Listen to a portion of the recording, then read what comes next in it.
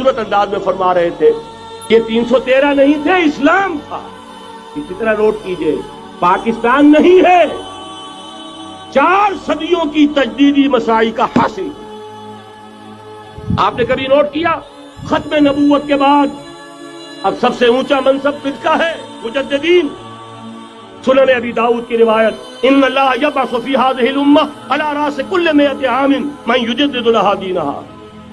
اور نوٹ کیجئے کوئی بات ہے 1000 برس تک سارے مجدد عالم عرب میں پیدا ہوئے. جیسے ہی دوسرا 1000 سال شروع ہوا، الف ثانی کا مجدد اعظم شیخ احمد سرہندی کہاں تھا؟ صنم خانہ ہند میں حاضر ہوا. میں شیخ مجدد کی لحد پر، وہ خاک کے ہے زیر فلک مطلع انوار، گردن نہ جھکی جس کی جہانگیر کے آگے، جس کے نفس گرم سے ہے گرمی آراز. وہ پھر 12ویں صدی کا مجدد اعظم امام الہند شاہ ولی اللہ دہلوی، 13ویں صدی کا مجدد اعظم سید احمد بریلوی، اس کے خون کا امین اور اس کے ساتھ کے شہداء کے خون کا امین، ان کے جسموں کا امین آپ کا خطہ ہزارہ، آپ کا خطہ سوات، اس میں ان کی جانیں ہیں جو دی گئی ہیں. اور وہ نہایت میں آپ سے عرض کر دوں، دور صحابہ کے بعد اتنا خالص اسلامی جہاد پوری مسلمان تاریخ میں نہیں ملے گا جتنا وہ تحریک شہیدین کا. 14ویں صدی ہجری میں شیخ الہند جیسا مجاہد اعظم کہ انگریز نے گرفتار کر کے قید بھی کیا ہے، تو کہاں ہندوستان میں نہیں، کہاں جزیرہ مالٹا بحر روم میں. اقبال کے نفس سے ہے لالے کی آگ تیز، ایسے غزل سرا کو چمن سے نکال دو. کہیں ہندوستان کی کسی جیل میں ہوا تو شاید اس کے نفس کی گرمی ہی سے کوئی حرارت پیدا ہو جائے. اور اسی صدی میں 14ویں صدی ہجری میں اقبال جیسا مفکر، اسی 14ویں صدی ہجری میں مودودی جیسا مصنف، اسی 14ویں صدی ہجری میں مولانا الیاس جیسا مبلغ رحمہم اللہ، عظیم شخصیتیں آج پورے عالم اسلام میں آپ کو تبلیغی دوست ملیں گے. یہ کہاں سے شروع ہوئی تحریک؟ دہلی کی ایک چھوٹی سی مسجد سے. وہ مسجد بنگلے والی اب تو بڑی عالیشان ہو گئی ہے، جب وہاں شروع ہوا تھا کام بڑی چھوٹی سی. یہ سارے کام یہاں کیوں ہوئے؟ پورا عالم اسلام آزاد ہوا، کہیں نعرہ اسلام کا نہیں لگا، کہیں عرب قومیت پر، کہیں کسی اور عصبیت پر تحریکیں چلی ہیں. صرف تحریک پاکستان تھی کہ پاکستان کا مطلب کیا؟ لا الہ الا اللہ. وہی سبب ہے کہ یہاں قرارداد مقاصد پاس ہوئی. حاکمیت اللہ کی ہے کہ اکبر نام لیتا ہے خدا کا اس زمانے میں. یہ سارا ماضی سامنے رکھیے اور حضور کی دی ہوئی پیشن گوئیوں کا مستقبل سامنے رکھیے. ان دونوں سے ثابت ہوتا ہے اس خطہ ارضی سے کچھ ہونا ہے. اگرچہ بھٹکے ہوئے ہیں لیکن کبھی بھولی ہوئی منزل بھی یاد آتی ہے راہی کو، اور بھٹکے ہوئے آہو کو پھر سوئے حرم لے چل. اس کی ضرورت ہے مسلمان کو پھر اس کا مقصد یاد دلایا جائے. پاکستان اس لیے نہیں بنایا گیا تھا کہ ہمارے ہاں ٹاٹے اور برلے نہیں تھے تو ہمارے پاس اس کے بھی باپ وجود میں آ جائیں، اس لیے تو نہیں بنایا گیا تھا. پاکستان اس لیے نہیں بنایا گیا تھا کہ جاگیرداروں کی جاگیرداریاں محفوظ ہو جائیں. پاکستان اس لیے تو نہیں بنایا گیا تھا. اور یہ کہ نمازیں اور مسجدیں تعمیر ہو جائیں، مسجدیں تو امریکہ میں تعمیر ہو رہی ہیں عالی شان سے عالی شان، اس لیے پاکستان نہیں بنا تھا.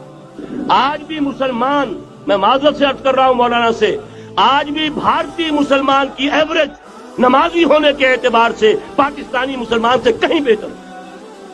آج بھی برقع نظر آ جائے گا تو ہندوستان میں نظر آ جائے گا. میں نے اپنی آنکھوں سے دیکھا چند سال پہلے جب مکہ مسجد حیدرآباد دکن میں 3 دن مسلسل میری تقریریں ہوئی ہیں، 10,000 مرد اور 5,000 خواتین، اور ان میں سے کوئی بغیر برقعے کے نہیں تھی.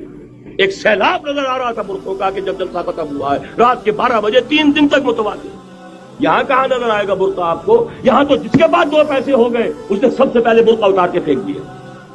معلوم اچھی طرح سمجھ لیجئے یہ چیزیں تو وہاں زیادہ ہیں یہاں کی نسبت.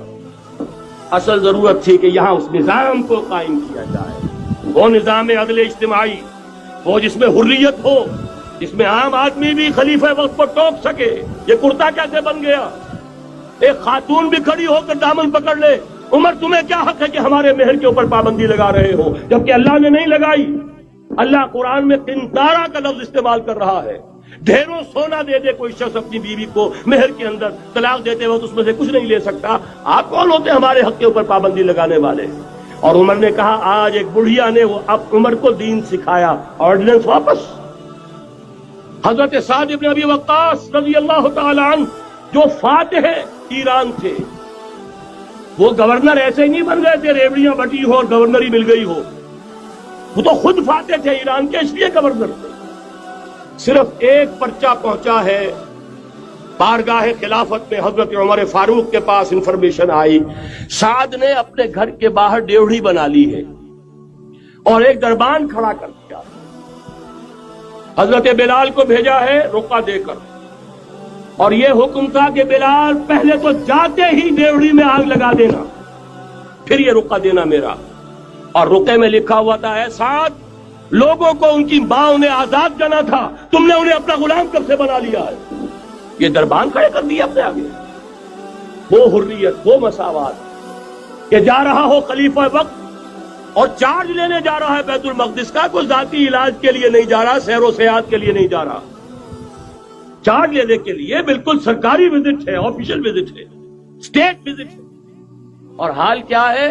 700 میل کا فاصلہ طے کرنا اور ایک اونٹ میں، کوئی انٹوریج نہیں، کوئی خدم و حشم نہیں، کوئی جمبو جٹ بھرے ہوئے نہیں، کچھ نہیں، ایک اونٹنی ایک خادم۔